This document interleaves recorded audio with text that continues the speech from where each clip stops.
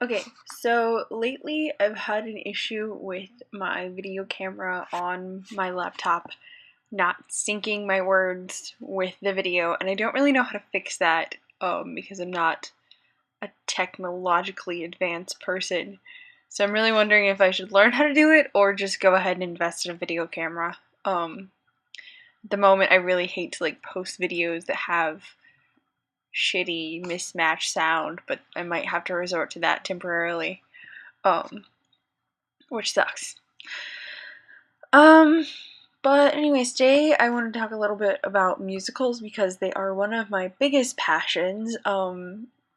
It all started when I was let's see, 11 or 12. I was in the 5th grade, and I was in a gifted class, and one of the things my gifted teacher did that was awesome was that she used to read us books aloud in class, like things that were well beyond the average reading level of whatever age we were. And when I was in the 5th grade, 5th or 6th grade, one of the two, she read Phantom of the Opera, like the original by Gaston Leroux, the legit book, which is without a doubt one of my favorite books of all time.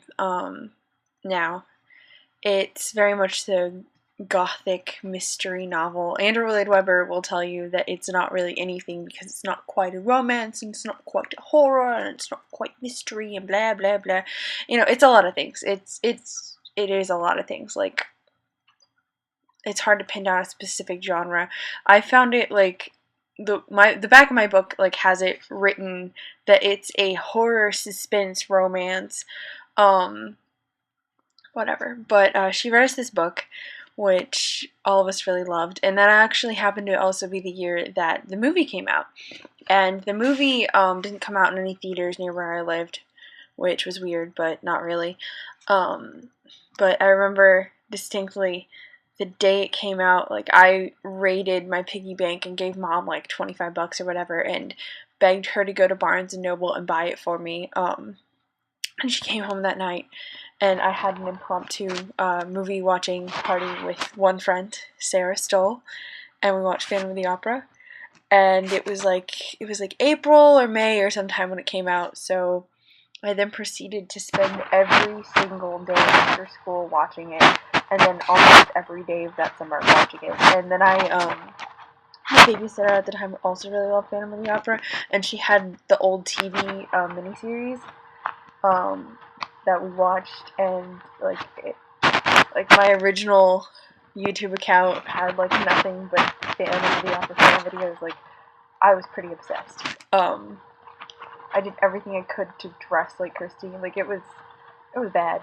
I didn't do that. I'm gifted. It's actually a trait of being gifted. I almost said symptom, but it's a trait of being gifted. Gifted kids tend to obsess over things.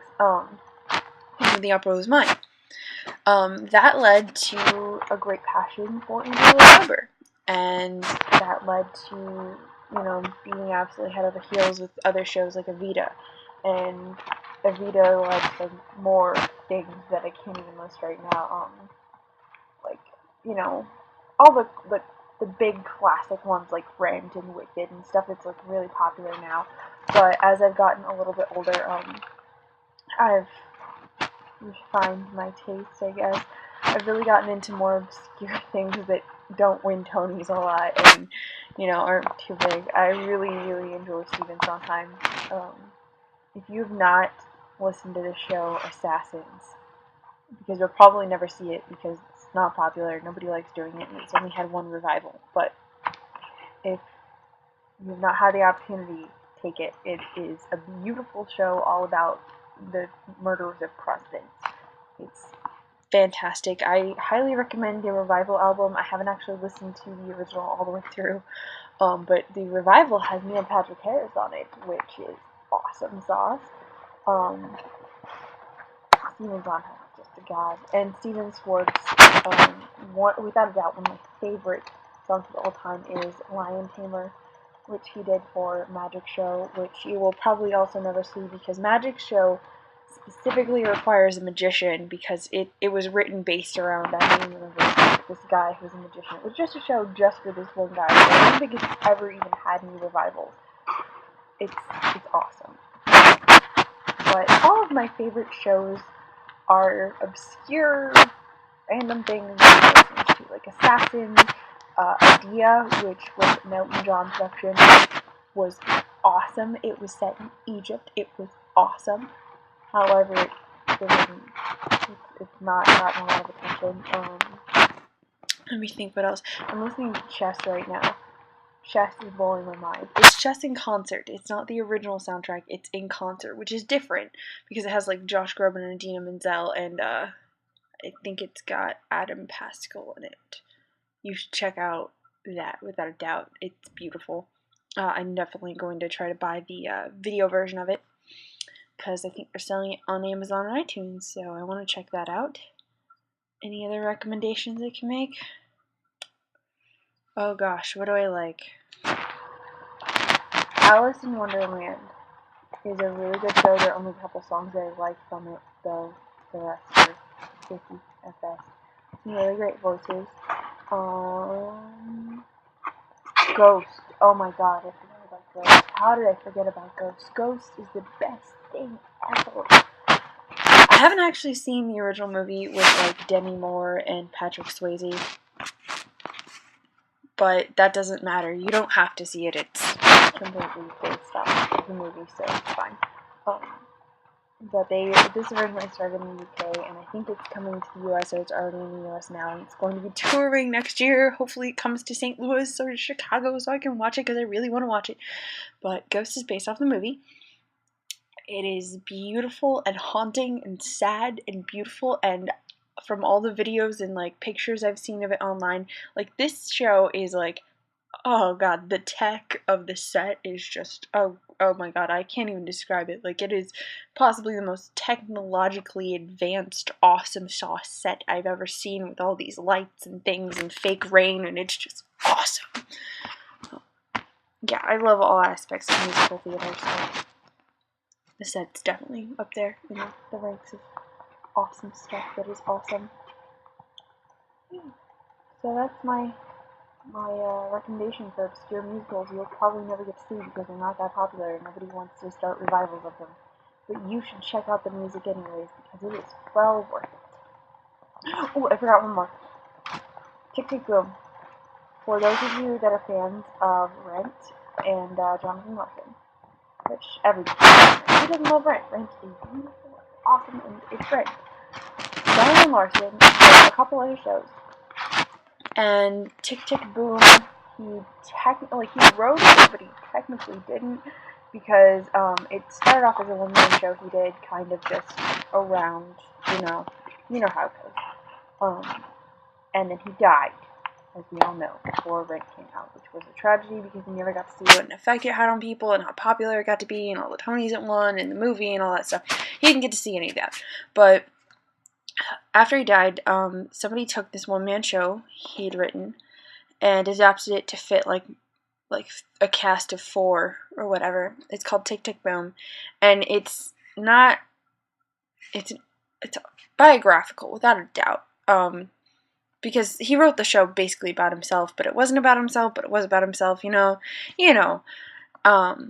It's called Tick Tick Boom, and his best friend tells him that he has AIDS, and it's very sad. But one of the most oddly insightful parts of it, the main character, Johnny, talks about how he feels like his heart is going to burst. And a lot of it is him just contemplating his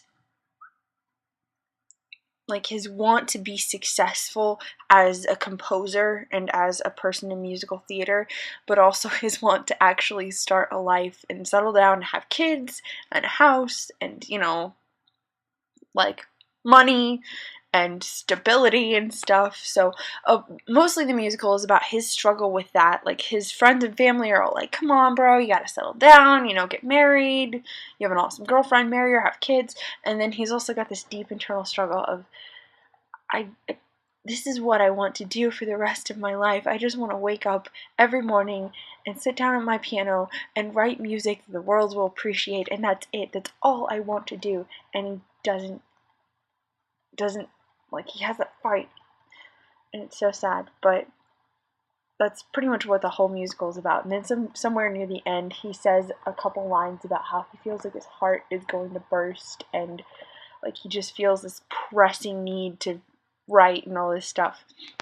Which anyone who knows a lot about Jonathan Larson is, his heart in a way kind of did burst before Rent came out. So that was like weird foreshadowing kind of thing going on there. But it's a beautiful show. It's probably one of my favorites. The lyrics just heartbreaking, beautiful, and it's so underrated. And it's only had like, I don't think it's ever had a revival. I think it just did one show, and I'm not even sure it was on Broadway. I'm pretty sure it was off Broadway. With Raul Esparza. Oh my God, he's awesome. But you should check all those shows out without a doubt. Ghost, Adia, Tick Tick Boom, Chess, Assassins, Magic Show. There's so many more, but those are some more obscure shows that people don't really talk about, and you don't see a lot of revivals of them either because they're really difficult, or they didn't get a lot of press when they were like on Broadway or off Broadway or wherever they were. But you should look into them. Some beautiful lyrics, awesome composing, great sets, which of course you can't hear on the soundtrack, but you can look at pictures. So go check those out. Those are awesome. Like, if you love musicals like I love musicals, you will love these musicals. If you don't love musicals and you look at these musicals, you might start loving musicals. So I will see you later.